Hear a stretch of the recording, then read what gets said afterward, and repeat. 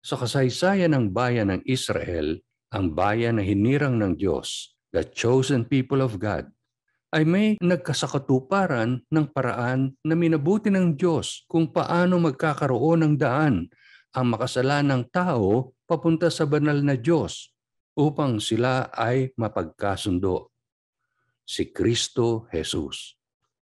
Ang buhay ni Kristo ay mas mahalaga pa sa buhay ng pagsamasamahin mang buhay ng lahat ng makasalanang tao sa buong mundo, sapagkat ang kanyang buhay ay walang bahid, walang anumang karumihan. Sa mata ng Diyos, walang katumbas ang buhay ni Kristo. Wala nang iba pang magsisilbing katanggap-tanggap sa Diyos bilang pantubos sa makasalanang tao, kundi ang buhay ni Jesus. Ang katotohanan ito ang makapagpapaliwanag sa mga sinabi ni Kristo nang ihambing niya ang kanyang sarili sa isang mabuting pastol. Ang sabi niya, "Ako ang mabuting pastol. Inaalay ng mabuting pastol ang kanyang buhay para sa mga tupa. Nakikinig sa akin ang aking mga tupa. Nakikilala ko sila at sumusunod sila sa akin. Binibigyan ko sila ng buhay na walang hanggan. Kailanmay hindi sila mapapahamak at hindi sila maaagaw sa akin ninuman." Dahil sa kasalanan, nawalay nga ang espiritu ng banal na Diyos sa naging makasalanang tao. Ang dahilan kung bakit ang tao ay pinapanganak na patay ang espiritu at kung bakit siya ay kinakailangang mabuhay muli. Mabuhay sa espiritu upang ang kanyang wangis ay makonform sa image ni Kristo sa makatuwid, sa image ng God. Dumanak ang dugo ni Kristo sa Kalbaryo. Sa pamamagitan ng pagtitiwala kay Kristo, ang nagsisising tao ay napapawalang sala at siya ay nagiging katanggap-tanggap sa Diyos dahil sa ang katuwiran ni Kristo ang babalot sa Kanya. Sa sandaling ito, nagsisimula ang pag-conform ng image ng isang born-again sa image ni Christ. Ito ang sinasabi ni Apostol John sa 1 John 3:2. "Beloved, now we are children of God, and it has not yet been revealed what we shall be. But we know that when He is revealed, we shall be like Him, for we shall see Him as He is." Ang mga tupa ni Kristo ay ibabalik sa wangis ng Diyos sapagkat ang kaganapang ito ay itinalaga na ng Diyos sa simula pa lamang.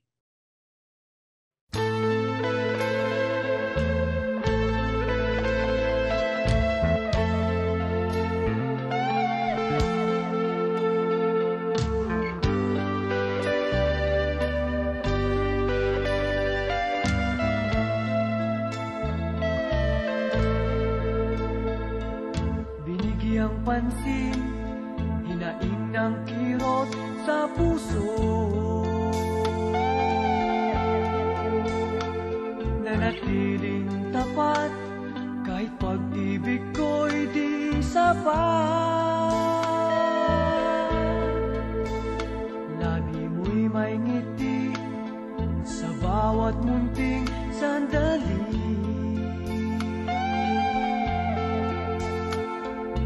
Jesucristo, tunay na kaibigan ko. Ikaw lang ang aking kailangan, ikaw ang paglilingkuran. Pag-ibig mo, walang hanggan, ay aking ingatan. Lang ang aking kailangan, ikaw ang paglilingkuran. Jesucristo, tunay na kaibigan ko.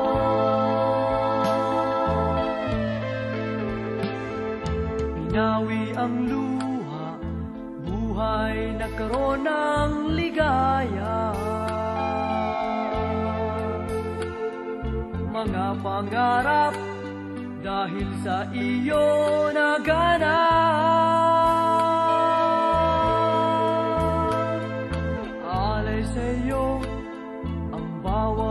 gabi at umaga. Jesu Kristo, tunay na kaibigan ko.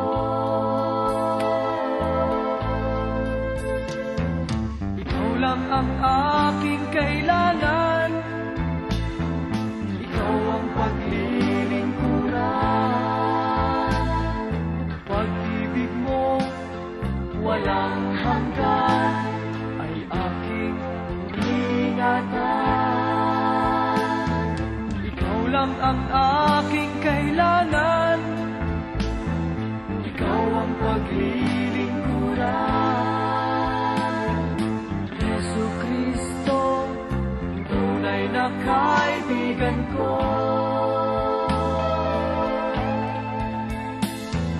Ikaw lang ang aking kailangan, ikaw ang paglilingkuran. Jesu Kristo, tunay na kaibigan ko.